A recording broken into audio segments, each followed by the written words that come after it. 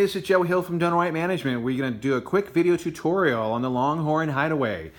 So now this is a smart TV. It's a Sharp Roku paired with a Cable One television, or Cable One connection as well. And so you just go, you power on, and it'll get you to the home button. So we're on the home. And then what you're going to do is just use your controls right here.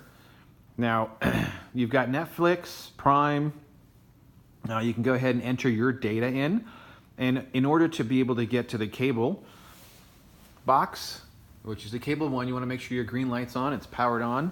And it's going to be the HDMI 1 ARC. So then I just activate it. I pushed OK.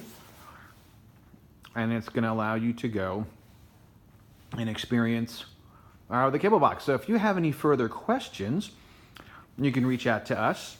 The number is 208-634-0030, and we are at the Longhorn Hideaway.